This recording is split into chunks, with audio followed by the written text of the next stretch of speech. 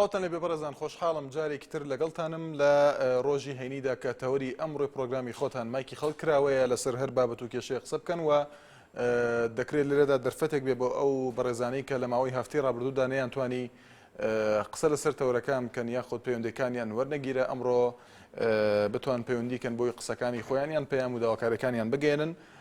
لە ماوەی ئەم هەفتەیەدا چەندین ڕووداوی گرنگ هەبوون لەوانە دانیشتنی پەرلەمان و ئامادەبوونی نیچیروان بارزانی سەرۆکی حکوومەتی کاربڕەکەر و هەندێک لەو پرسانەی تر یاخود ئەو هەواڵانەی تر کە پەیوەست بوون بە هەناردەکردنی نەوتی هەرێمی کوردستان کە تا ئێستا لێدوانی جۆرا جۆر لێرە و لەوێ لایەن بەرپرسانی هەرێم و بەرپرسانی بەغداوە بەرامبەر بە یەکتر دەدرێت و جۆرێک لە تۆمەتبارکردنی یەکتر تێیدا بەدی دەکرێت. ئەمڕۆ قسە لەسەر ئەو تەوەرانە دەکەین کە لە ئێستادا بابەتی گەرمی ڕۆژن، بێگومان ئێوە قسەی لەسەر دەکەن و بە ئازادانە ڕای خۆتان دەگەێنن لە پرۆگرامی مایکی خەڵکدا لە فەیسبووکیشەوە بە ناونیشانی facebook.com/naliatv بۆ چوونەکانتان دەتوانن بنێرن. لە ڕێگەی ڤیدیۆ سکایپیشەوە دەتوانن ڕاستەخۆ لەگەڵماندا بەشدار بن وەکو هەموو ڕۆژێک. عەبدوڵڵا لە هەولێرەوە یەکەم پەیوەندیمانە. سڵاو لێبێ کاک عەبدوڵڵا. زۆر سپاس. فەرموو کاک عەبدوڵڵا. بەرنامەکە لێ یەکەم. سپاس دەکەم. بەڵێ فەرموو. کاک عەبدوڵڵا ئەو کاکی ئەوە کاک شوان. بەڵێ. ئەو پەرلەمانانێشێتی زۆری دەکەن. ئەو مثل باشماخ لەوێندەرە کابزانە و تەنکەرانە ئاوا دەبن حسابیان کەن کابزان بای چەندیە بای چەند ئەوەی دەفرۆشێ چەند تەنکەر ئاوا دەبی چەند بەرمیلە حسابەکەی لۆشێسی زۆر زیرەکن. ئەو کاک گۆرانوان دکتۆر ڕێواز ئەوانە زۆر زیرەکن باچن کابزان بای چەندی تەنکەر ئەوە ئاوا دەکەن چەند تەنکەر ڕۆژ ئاوا دەبی لە باشماغەوە. کاک شوان گوێم لێتە کاک عەبدوڵڵا. بەێ بەێ کابزانە چەند ڕۆژێ چەند تەنکەر ئاوا دەبی چی لێ دێپارە لۆ چی ئەنەماوە. بەڵێ سپاس بۆ پەیوەندەکەت. ناسەح لە سلێمانیەوە. سڵاو لێبێ کاک ناسەح.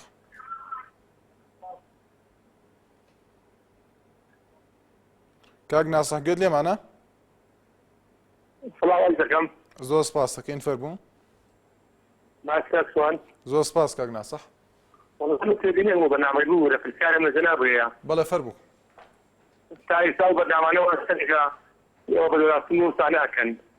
چ شتێک بەدواداچوونی بۆ ناکەن؟ بەخێر بێ یعنی هیچ سوودێکی هەیە بە کۆمەلگانەی خەڵک. کاک ناسەح پێت وایە چ پرسێک بابەتێک هەیە بەدواداچوونی بۆ ناکەن؟ کاک شوان مەبەستمەوەیە. بەڵێ.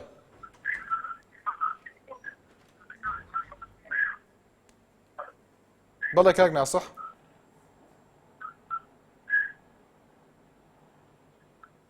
کاک ناسەح گوێت لێمە؟ زۆر سپاسانەکەم و کاتی خۆت بە جەنابتان. زۆر سپاس کاتێکی خۆش.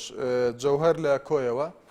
سڵاو لێبێ کاک جەوهەر. خۆشی لێ دەکەم. زۆر سپاس دەکەین.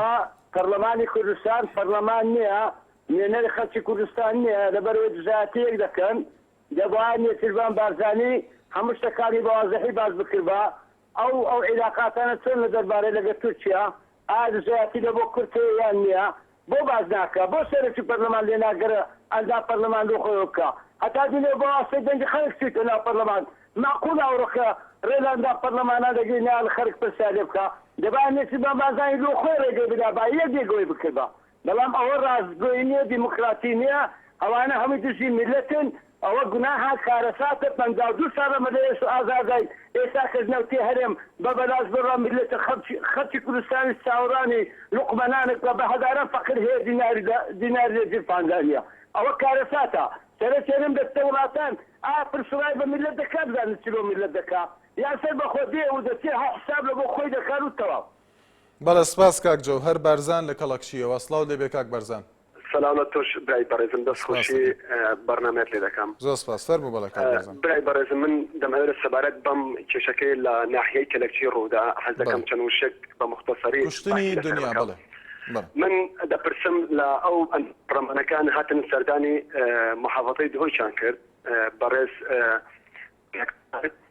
ئەگە دەیان ئەوێت ڕاستەخۆ شتەکان بگۆزنەوە یان ئەندام پەرلەمانەکان یان سەرۆکی حکوومەتی هەرێمی کوردستان ئیدانی ئەم کارە بکە ئێمەش لەگەر ئەمانە ئیدانە دەکەین بەڵام بە مەرجێک ئێمە هاوڵاتی ئەم ناحەی کەلەکچێ ئێمە لە ڕدواوەکە زۆر نێزیین و زۆر وەک بڵێ شارەزاییمان پێ هەیە هیوادارم ئەو ئەندام پەرلەمانەکەی چۆن بۆ دۆ با سەردانی ناحەی کەلەکچی بکەم زان بە چ ئۆکارێک ئەم ئافرەتە کوژراوە یان ئایا دەکرێت تۆ ئیدانەی ئەو شخصە بکەی بڵێ بەزووترین کات دەبێت دەستگیر بکرێت ئەوەی بکوژەکە و کەچی دایکی ئەو کچ تاوانباری سەرێکیە ئەو قازیە تاوانی باری سەرێکیە و باوکی تاوانی سەرێکیە کەچی لەسەر جادەکان بسڕێنەوە خۆ پێنیشاندان بکەن و کەس پێیان نەڵێت بۆچی ئەچن هیوادارم لۆکولینێک لەما زۆر بەجددی بکرێت لە پەرلەماندا بەڵێ کاک بەرزان بەڵێ سپاس بۆ پەیوەندەکەت ئارام لە قەڵاتزیەوە سڵاو دەبێت کاک ئارام بەڵێ دیارە پەیوەندەکەی پشراوە ئامینە لە قادر کەرەمەوە لەگەڵماندایە بەڵێ ئەم کاتت باش ئامینە خان ئەم کاتەی توش باش فەرموو کاک شوان بەڵێ گوێم لێتە کاک شوان ئێمە لە گوندی کۆرمۆرین سەر بە نەحێ قادر کەرەم بەڵێ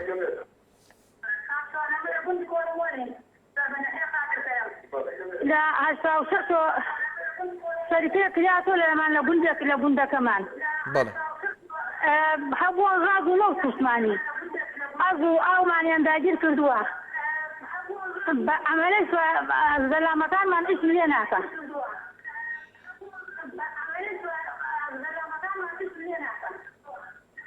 ئایا کاسوان وابێ بەڵێ ئامینە خان بۆن غاز خەریکە بمان کوژیەوە ڕاکەم سەرەکەم لە منە غازەکەی خۆڵان کریاتۆ سەرەکەم من تووز و غاز پڕ ئاواییە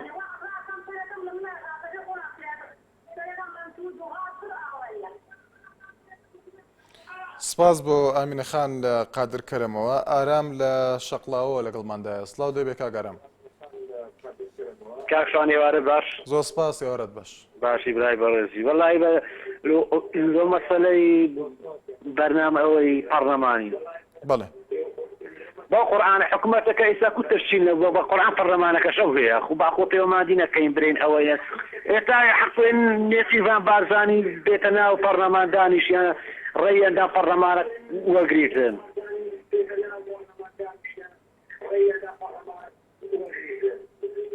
باوکی حکوومەتەکەی ئەوە نەبێتە حکوومەت تەشکیلنەوە زۆر سپاس دەکەم برای من کاکشوە زۆر سپاس بۆ کاک ئارام سیروان لە هەولێرەوە ئەم کاتت باش کاک سیروان ئەلۆ سڵاو دەبێت کاک سیروان فەرموو شتر سپاس ئەوچی هاوڵاتێکی شاری هەولێر هیوادارم ئیزاعەتەکانەوەندا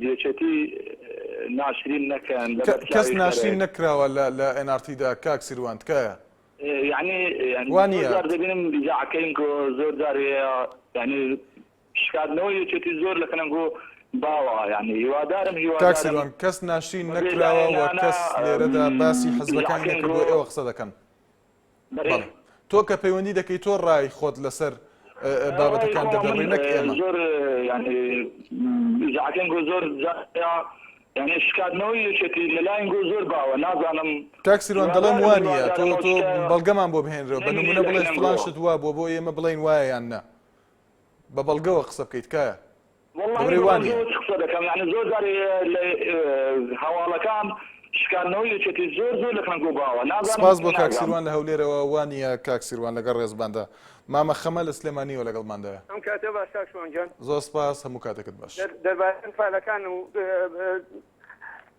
دەستگای مستەشارەکانم ێ بدوێن بەڵێ دوێنێ قسەمان لەسەر ئەو تەوەرەکە دوێنێ بۆ مەرنەگیرە ئەمڕۆ تاکەم بەڵێ ئاساییە فەرموو باوەڕ ناکەم مستەشارەکان بدرێن بە دادگا یەکەم لە بەرۆی دادگایکی سەر بەخۆمان نییە دووەمیش حیزبەکان وەختی خۆی زۆر لەو مستەشارانیان دروست کرد و پشتگیریشان کردن بۆی کە بۆ لێدانی یەکتری و بەشداریکردن لە شەڕی براکوژیە لە پشتەوە بەڵام هەروەها داوای لە کەسوکاری ئەنفالەکانەکەم کە ئیتر ئەوە تۆڵیان لەم دەسەڵاتە بکردا دەنگیان پێ نایە لەبەر ئەوانیان ئێمال کردو تۆڵێوانە نەسەنەوە ئەمە یەک دووەمیش ئەتوانن دیسان و ئاگاداریان بکەنەوە بیکەن بە مەرج بەسەریانەوە بڵێن ئەگەر ئێوە تۆڵی ئێمە نەکەنەوە دادگای نەکرێن ئیتر لەمە لا بەتەمایەوە ئێمە لە پشتگیری ئەوە بکەین بۆ ئەویان لەوانەیە بڵێن بێنە سەرخەت چونکە لە ترسی دەسەڵاتەکەی خوان هەموو شتێکن بەڵام ئاوا لێرە لێ باسکرێ هیچ باوەڕ ناکەم هیچکەن بۆوان لەگەڵ ڕێزمان بۆ مولایە. سپاس بۆ پەیوەندەکەت ئەحمەد لە هەولێرەوە سڵاو دەبێ کاک ئەحمەد. سڵاوی خوا لە تۆش کاک. زۆر سپاس فەرموو کاک ئەحمەد. دوو تەوەرم هەیە هیوادارم بە هەردوو تەوەر ڕابگەم ئینشاءڵڵا. بەڵێ فەرموو.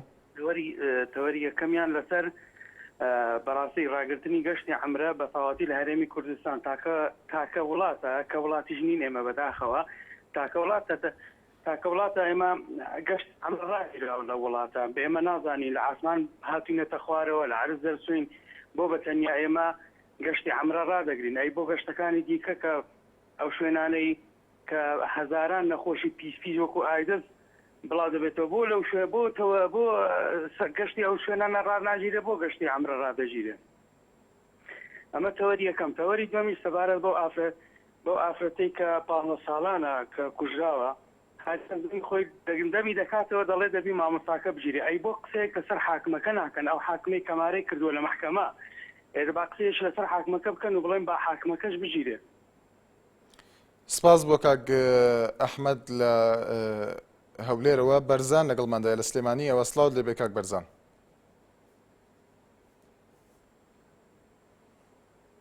باشی کاک شوان. زۆر سپاس کاک بەرزان.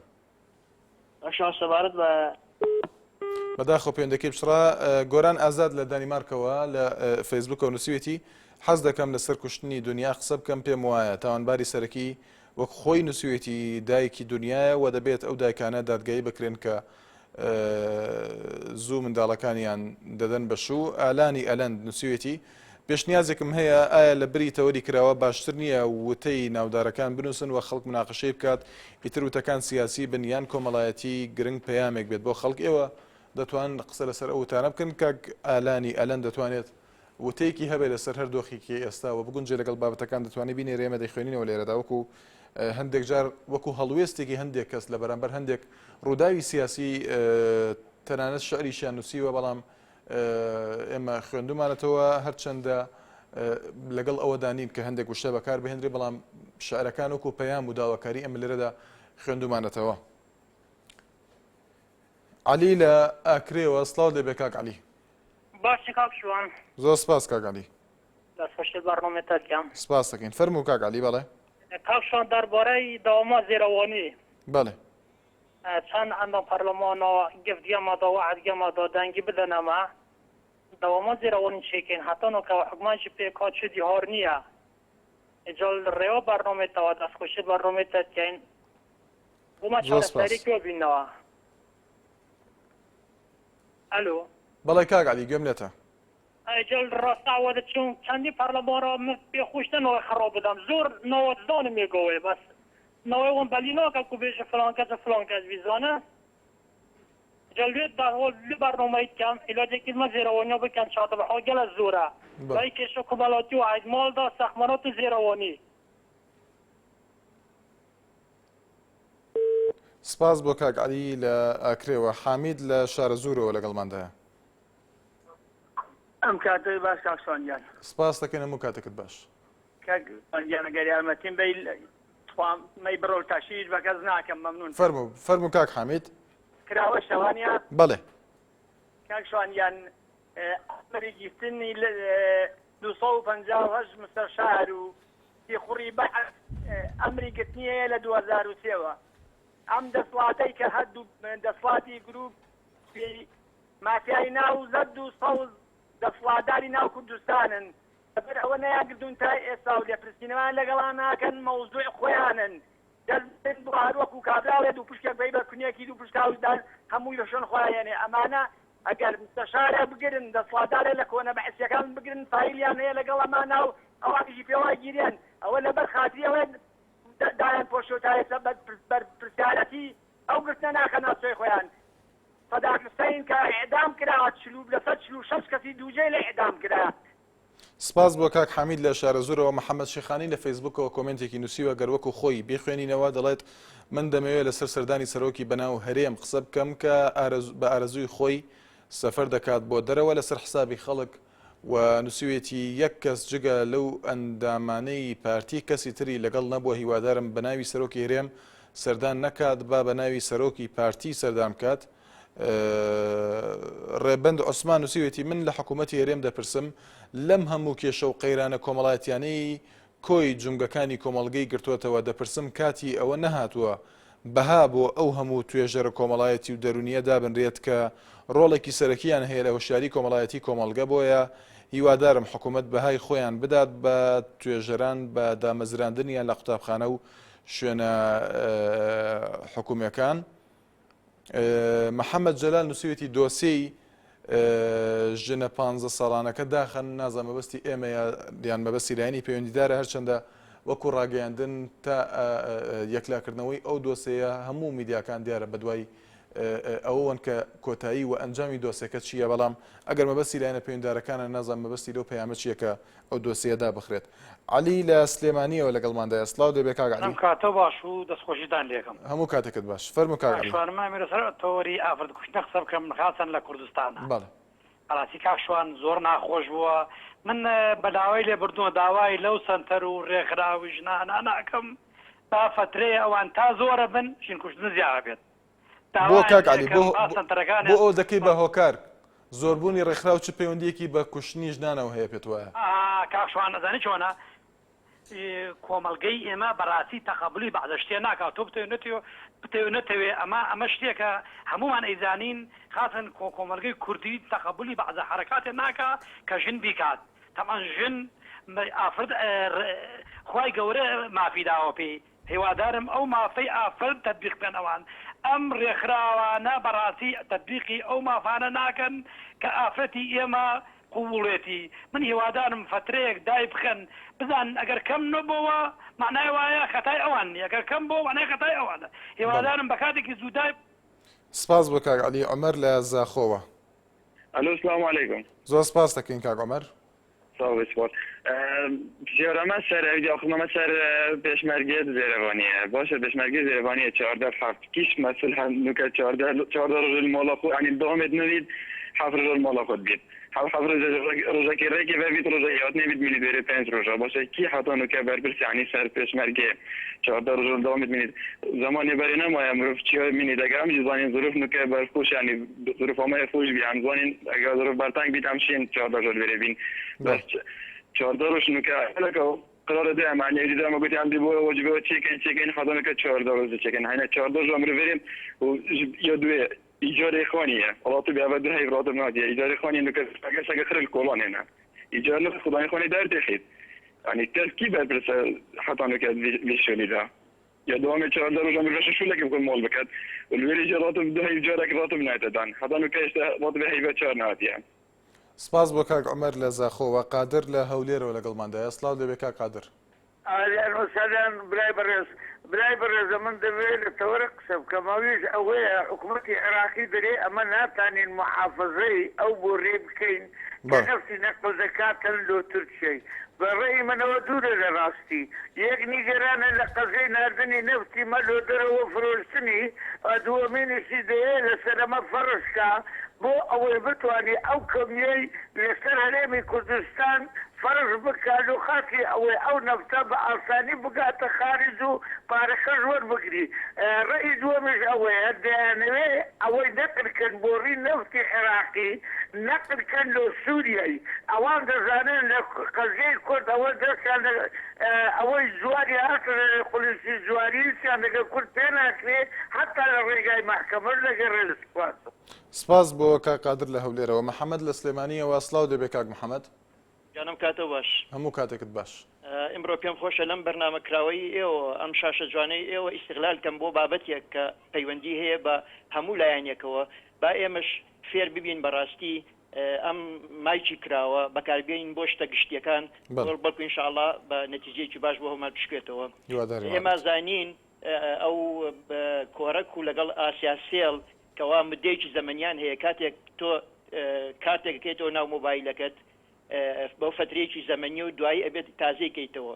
بۆیە لەم شاشەی ئێوە خۆزگە ئەوە ئیسار ئەکراوە ئەوە باس ئەکرا کە ئەو مدەیان لابردایە لەبەرەوەی بژێوی خەڵکی ئێستا کەمە و ئێستا خەڵک دەستکەوتی کەم وەکو جاران نییە توانای نییە وەکو جاران ئەو فترە زەمەنیە بەکاربێنێ ئەمە یارمەتیەکە بۆ هەموو تەلەبە و چینی فەقیر و ئەوەی کەوا توانای نییە بۆی ئەو علەقل بۆ فتەیەکی زەمەنی هەتا خەڵک بژێوی کەمە با ئەوە کراوە بێت ئەگەر ئەمە ئیشی بۆ بکرێ و ئیسارە بکرێ و بەنامەیەکی لەسەر دامرێ لەواچی یارمەتی ئەوەی هەموو لایەکی تیابێ و دەستی ئەوەش خۆش بێ. زۆر سپاس بۆ کاک محەممەد لە سلێمانیەوە ئاوات لە کەرکووکەوە ئەم کاتت باش ئەم کاتە باش براکەم زۆر سپاس کاگاوات دەستخۆشی ئەم چاوەتان لێرە براکەم سپاس دەکەین فەرموو کاگاوات براکەم ئەم مستەشارانی وا لە کوردستانن بەڵێ ئێستا ژیانیان سەدقات لە پێشوو خۆشترە ئەوانی کەوا پێشتر هەوڵیانداوە بۆ کورد و بۆ کورتیان خۆشیوە حساب بڕ هەموو مەینەتی و پێشمەرگەی و بێموچەیە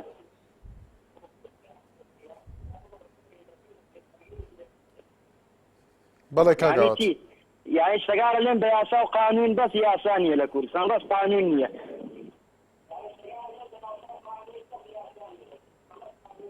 بەڵێ دەست خۆش سپاس بۆ کاگاوات لە کەرکووکەوە بڵند هەڵابجەی نووسیوێتی سەبارەت بە دنیای تەمەن 15 ساڵان قسە دەکەم کە بە تەمەنێکی کەمەوە درا بە شوو بۆیە داوا دەکەم لە هەموو کەس کە سەبارەت بە کوشتنی بێدەنگ نەبن چونکە ڕووداوێک کە ڕوو دەدات و داواکارم سڵحی عەشایری نەکرێت. سەفین خدر هەر لە فەیسبوکەوە نووسیوێتی وادارم لە ئێوەی بەڕێز و خۆشەویست و ڕاگەیاندنکارانی بێلایەن هەموو کاتێک هەوڵ بدەن بێلایەنی خۆتان بپارێزن لە کێشە و ململانە ناوخۆیەکانی کوردستان هەوڵ بدەن زیاتر گرنگی بە پێکێنانی حکوومەتی نوێ بدەن چونکە قوتی خەڵکی لەسرە بۆچیە تاوەکو ئێستا ئۆپۆزیۆنیش دەنگی نەماوە و چاوی بڕیوەتە حکوومەت و خەڵکی لەبیر چۆتەوە. خالید لە کەڵەکچیەوە لەگەڵماندایە ئەم کاتت باش کاک خالید.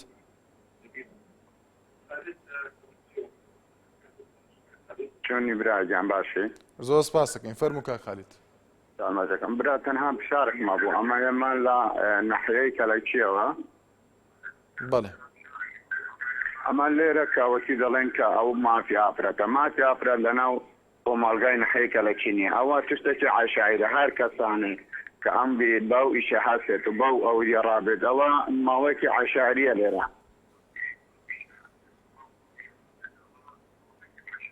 بەڵێ کاک خالید ئەو تشتە لەناو عەشایری ئێمە کۆمەڵگای کەلەکی ئەوە چ نابێت کەسێک لەسەر خۆی قەبیل ناکات کەسانی نامی چەجە هەسێت ئیشی خراپ بکات.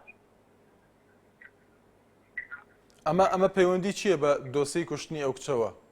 ئەمە دۆسەی ئەمەندیەوە ئەوە خۆی دایک و باوکوی ئەم کچە ئازانن لە 12 ساڵی 13 ساڵی بە مێردی داوە. بەڵێ سپاس بۆ کاک خالید. دیار لە سۆرانەوە دیار لە سۆرانەوە لەگەڵماندایە سپاس دەکەین فەرموو کاک دیار. شوان تێبینیەکمە بوو لەسەر هەموو کەناڵەکەگەاندن و هەموو خەڵکی کوردستانیش بەڵێ ئافرەتەی کە کوژدان و کەناڵەکان ڕاگەاندن و هەموو ڕۆژنامەکان هەر ناویەم کچە لەسەر هەموو کەناڵەکان ڕۆژنامەکانە بەڵام مامۆستایەکی ئاینی لەسەرەوەی کە داخوازی بۆ کوڕەکەی کرد بوو لە ناو بازارە ناو جەرگەی بازار لە ناو پێسای هەموو خۆڕێک دەفیشە کوژا و تەنها سەردەیری ئەوانەکان بۆ یەک ڕۆژ باسییان کرد کەسی لەبەر کوژا و لە ناو جەرگەی بازار شاری سۆران ناکوژاگادارە کەچی لە هەموو کەناڵەکان دەیاندن و هەموو ڕۆژنامەکانە هەمیشە باسی مافرەتا کرێکە کوژاوە ئەوی شەرکوشتن بوو بەڵکو لەویش گەرتر بڕبوو. بەڵێ زانم جیازەکان ئەم دوو کوشتنێ بچێ ینی پیرەپیایەک ناو بازاری مامۆستایەکی ئاینی کوژرا ئەوە نەباسی نەکراوەی باسی و ئافرەتەکرا. سپاس سپاس بۆ کاک دیار لە سۆرانەوە. سەرتیب لە چۆمسەماڵەوە لەگەڵماندایە سڵاو دەبێ کاک سەرتیب. سڵاو لە خۆت باشی برای گەورم کاک. سپاس دەکەی کاک سەرتیب فەرموو. کاکە گیان ئەوە بوو چەند ڕۆژێ بەر لە ئێستا سەید المەعالی مالیکی لەگەڵ سوفەرای الدول لەدە العێراق القایمین لە بەغدا ئەو بوو کۆبوونەوەیکی لەگەڵ یانێکرد دەربارەی کێشەی نەوت لەگەڵ حکوومەتی مەرکەزی و بەغدایە بەڵام پاش کۆبوونەوەکە دوێنێ سەفیری یابانی دەرچووتی بەداخەوە ئێمە چاوەڕوانی ئەومان لە مالیکی نەدەکرد یعنی وتی ئێمە بەس گوێبیستی مالیکی بووین یعنی جەلسەکە وا داخرا بوو بە شێوەیەکی عەسکەرتارێت بۆمان نەبوو هیچ وەڵامێک هیچ پرسیارێک پێی وەڵاممان بداتەوە بە شێوەیەکی عەسکەرتارێت وتی ئێمە لەو بڕایە نەبووین بەو شێوەیە ڕێز وزەرای عێراقی بەو زمانە و بەو زمانە زبرە بەرامبەر بە حکوومەتی هەرێم و وەتەنان بەرامبەر ئێمەی قونسوڵێتش بەو شێوەیە قسە بکە هیچ مەجالی قسە و پرسیارمان نەبوو. یەک دوو ئەو ئاشاندێکی ئافرەتانی دارفۆر هاتن بۆ هەڵەبجەی شەهید چوونە سەرمۆنیمەتی شەهیدانی هەڵەبجە وتی ئێمە لە ئێوە خراپترمان بەسەرهات لەبەر ئەوەی لە ئەفریقای عارەب نەبووین.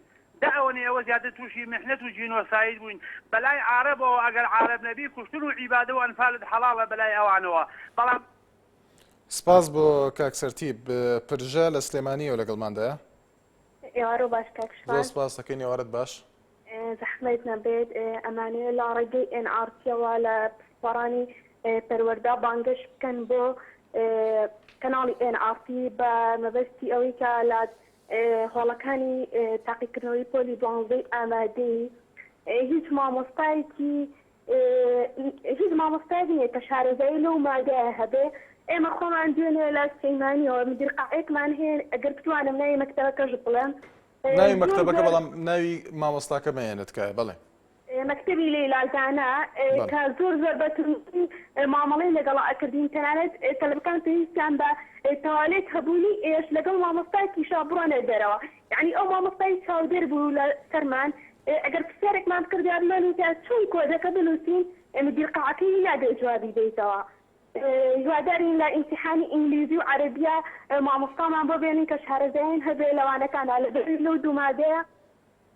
بەڵێ سپاس بۆ پرژەخان لە سلێمانیەوە لە فەیسبوکەوە ڕۆستەم شوانی نووسێتی پێکنێنانی کابینەی نوێی حکوومەت کە ئەمڕۆ 251 ڕۆژی تێپەڕان بەڕاستی ئەمە کارەساتە کوان لەکوێن ڕۆشنبیرانی وڵات بۆ هەڵوێستێکی جددی نانوێنن وەچیتر حکوومەت لە خەوی غەفڵەت بە ئاگا بێنن چونکە زۆر پرۆژە وابەستەیە بە پێکێنانی کابینەی نوێ بۆ نمونە سلفەی عقار سلفەی زەوات پێشینەکانی تر بەڕاستی ئەمە نیشانەی ئەوەیە کە حکوومەت چی بوێ دەیکات و ئەم میلەتەش ڕۆژ بە ڕۆژ ڕوو لە کۆیلایەتی و قبولکردن و دروستکردنی دیکتاتۆرێکی ترە وە خۆی نووسوێتی. ئادەم قادر دەڵێت هیوادارم ئەم کەناڵی ئێوە بێلایەنی بمێنێتەوە زیاتر خزمەت بکەن بەگەلی کردووە دەستخۆشی لێکردوین زۆر سپاسی دەکەین. دەڵێت سەبارەت بە کچە 15 ساڵەکە هیوادارم هەموو کەس ئەم تۆمەتە نەداتە پاڵ ئاینی ئیسلام چونکە مەلای بەناو ئیسلام زۆرن. ڕێبوار ئاخێری نووسێتی من وەک کەم ئەندامێک دەپرسم بۆ موچەی شاری کەلار لە دوای شارەکانی ترەوەیە وچانێک و بەردەوامی لەگەڵتان. دووبارە سڵاوتان لەبێ پەڕێزان بەسام لەگەڵماندا لە کڵەکچیەوە.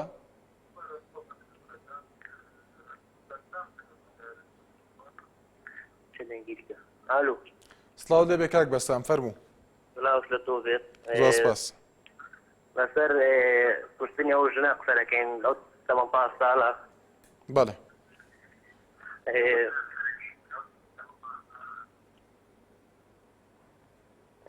بەڵێ کاک بەسام. ئەو دۆسیە پشتێ نەخسرێت لەبەرەوەی کوشتنەکە لەسەر ناموس بووە و حەز دەکەین کەناڵە ڕاگەیاندنەکان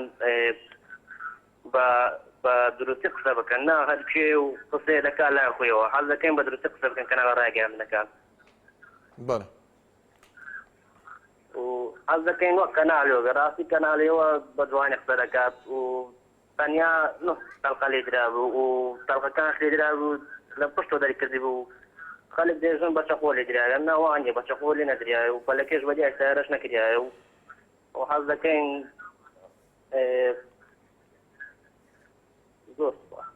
سپاس بۆ کاک بەسام. سوارە لەکوێوە سوارە؟ لە نەسرەوە؟ ئەم کاتت باش کاک سوارە فەرموو کاک سوارە.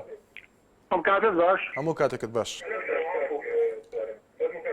دەستخۆشی بەرنامەکەتان لێ یەکەم. مامۆستا دەربارەی بەڵێ کاک سوارە. کاک سوارە سپاس دەکەم ئەگەر دەنگی تەلەڤیزیۆنەکە کەسکەی. من پێم وایە کەتی نیشتە بەسەر چاوت خۆش بێ.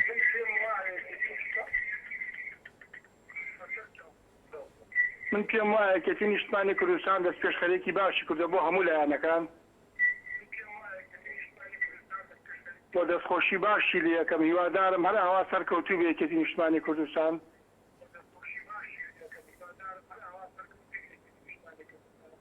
و داواکارم ئەم جارە لە هەڵبژاردنەکانی تریشدا هەمویان بە گڕوتینێکی باشەوە و هەمویان بە یەک پێگەوە و یەک بە یەک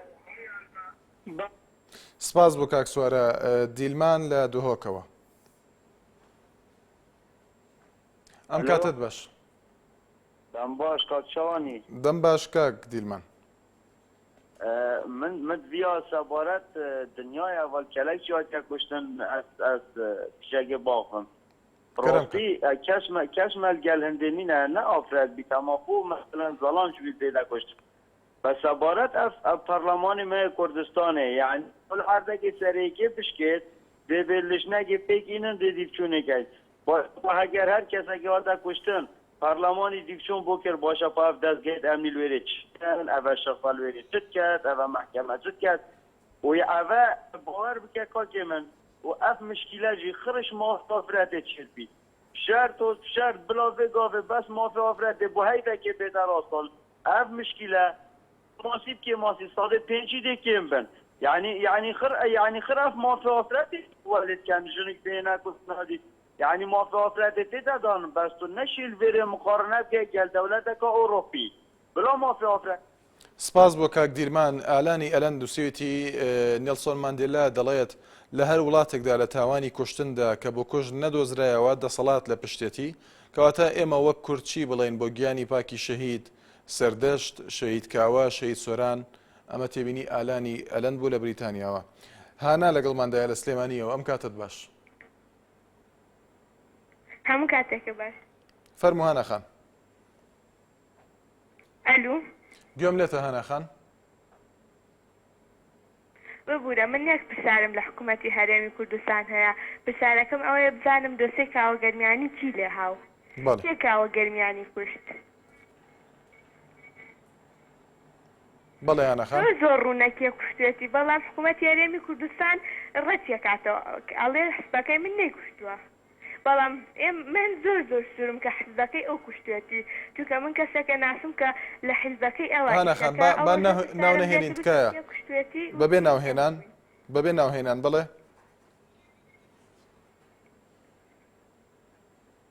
بەڵێ هانەخان فەرموو. بەڵێ زۆر سپاس.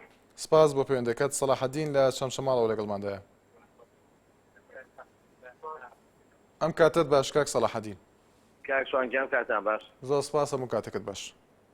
کاکسوان گیان بەڕاستی من زۆر ڕەش بینم دەربارەی خۆم لە مەزعی هەرێمی کوردستان. من ئیسە بۆ نمونە لەسەر باری خۆم تاکەم ڕۆژانە 3 دەرزی عیلاج بە بەردەوام بەکارێنم 1600 دەرزیم داوە چێ 300,000 وەرەگرم صاحب 500 خێزانم دەرزیەکانشم هەر خلی بە 35,000 دینارە فەرموو هەساوم دوکانێ بچووکمان داناوە من ئۆبرازم ئەم سفەی گەنجان هەیە ئەوەش ڕاگیراوە بڕاب گەیسە هەنێ پارەی بابڵێن هاواتی کە تۆ دەسەلمان سەرم لێ تێچووە نازانم چیەک بکەم دەربارەی ئەمە ئیسەوا دام نابوو بەڕاستەکەی وەدم هەر ئەوەیە ژیانی ئینتیحارکەم لە هەموو شێ خۆشترا لەم بارودۆخە ئیسەکە ئێمە تیای چونکە فەرمە وڵاتی ئاوا هەرەوەی نەوت و داهات بێت ژیانی ئێمەش ئەمە وەزعەکەمان بێت کەچی خانە نووشینشم بە شەتێک بن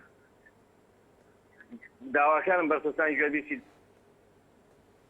بەڵە سپاس بۆ کاک سەلاحەدین. ئەحمەد لە هەولێرەوە لەگەڵماندایە. سڵاو دەبێ کاک ئەحمەد.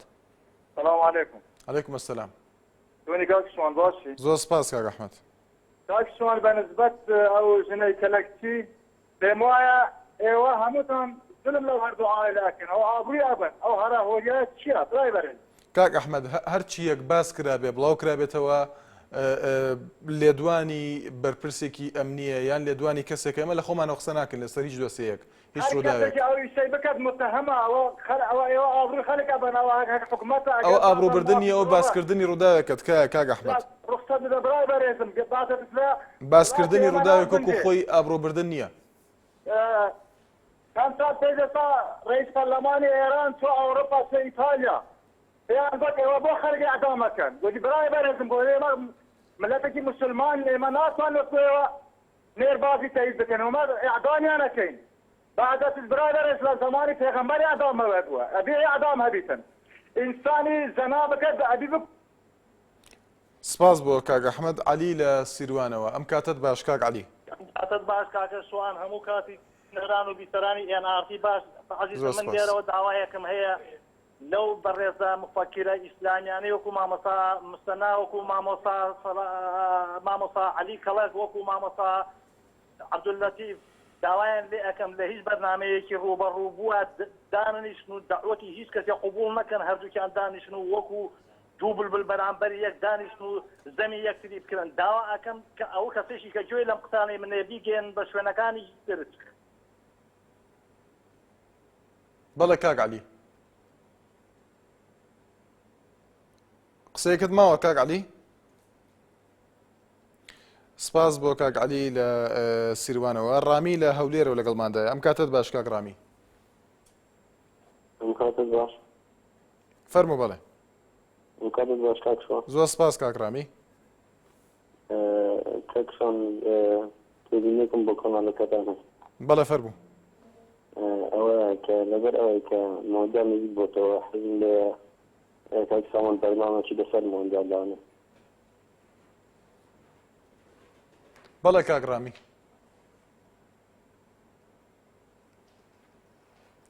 کاک ڕامی گوێمان لێتە. سپاس بۆ پەیوەندەکەت. هاودەم هەر لە هەولێرەوە.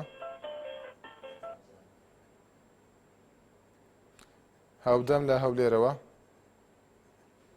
بەڵێ بەداخەو دیارە پەیوەندەکەی بشڕا.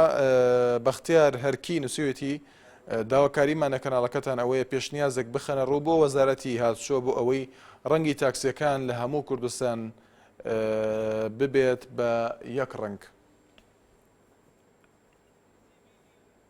سیڤان لە هەولێرەوە. ئەلۆ سڵاو دەبێ کاک سیڤان. ئەو کاتتان باش. هەموو کاتێکت باش.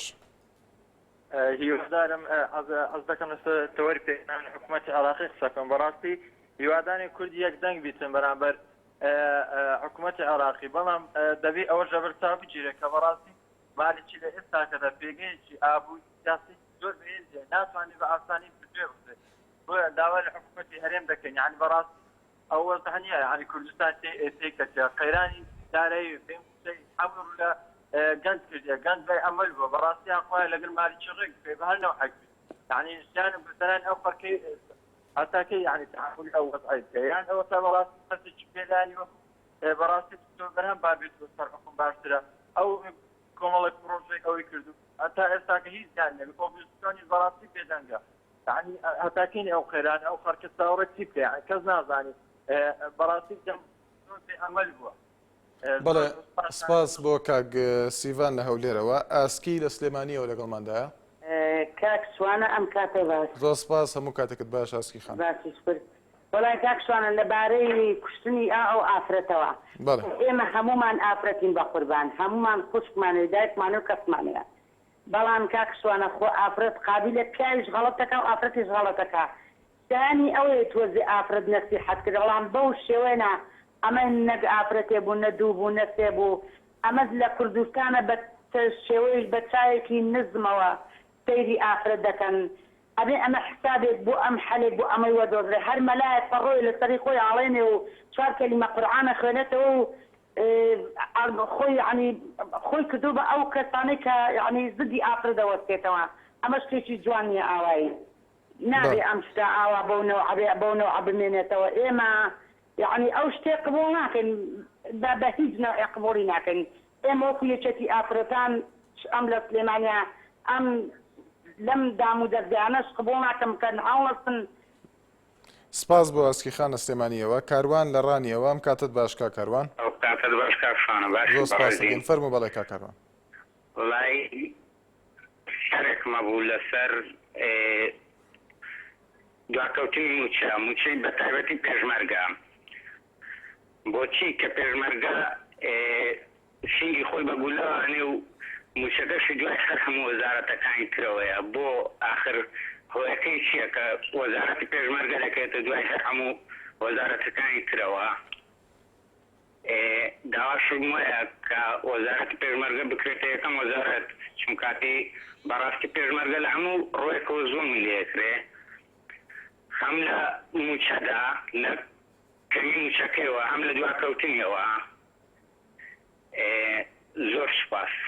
سپاس بۆ کاک کاروان لە ڕانیەوە ئارام لە سلێمانیەوە لەگەڵماندایە ئەم کاتت باش کاگاران سپاس دەکەین کاگاران فەرموو زەحمە نەبێ من بە ناوی بڵێن گوندەکانی کەوتۆتە باشووری سلێمانیەوە زۆرگێ 220 بەردەکەڕ و تانجەرەوەتر ئەو مەنتیقا ناکە بڵێ بڵێ ئێستادا خەتەکان چون کرەکان زیاد کردو لەسەر خەڵک من داواکارم لەم کەناڵی ئێوە کە خەڵکی ئەم مەنتیقەیە پێشتر هەزاریان ناو بکرێ سیارەکان ویان زیاو نەکەن باوەری بەخوای ناپشتنەوە چکم بەڕاستی خەڵکی ئێستا فەقیرەکە گەشت ئەم ناوە بۆی داواکارم ئێوە شۆک و کەناڵی NRT قسە لەسەر ئەو بابەتانەکەن ئەو شوێنان ئەو خەتاری کە سێر بەرزەکەنەوە لەسەر خەڵک لە کاتێکە کە لترێ باوزین بە هەزار بوو کێسا بە 500 جاران باشتر بوو ئێستا وەکو هەردان بووە سوارەکانیشان گران کردووە جای وادارم خەڵکی ئەم گوزارە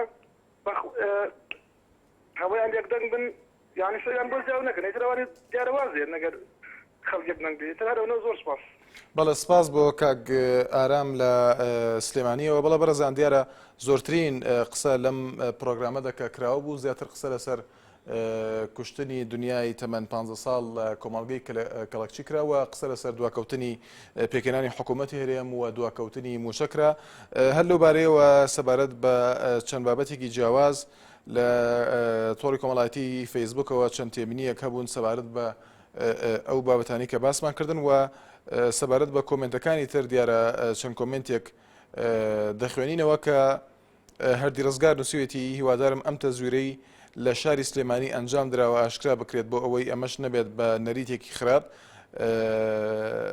هەروەها ئەمیر دۆلەمەڕی نووسێتی بۆ باسی ناویلانێکی سیاسی نووسیوە کە دەڵێت بۆ باسی ناکەن کە وڵاتی ئێمەی فرۆشتووە هەر لەسەر تۆڕی کۆمەڵایەتی فەیسبوک سۆماعەلی نووسێتی من دەستخۆشی لە کەناڵی NRT دەکەم زۆر سپاسی دەکەین بێدار دەڵێت پێش هەڵبژارنەکان دەنگ و باسی دابشکردنی شوقە هەبوو بەڵام دوای هەڵبژارنەکان بە نهێنی دابشکرا بەسەر بەرپرسەکان و کەسوکاری خۆیان و فەقیر و هەژاریش بێبەش بوون تا سبێنێ شاد و بەختەوەر بن بەڕێزان.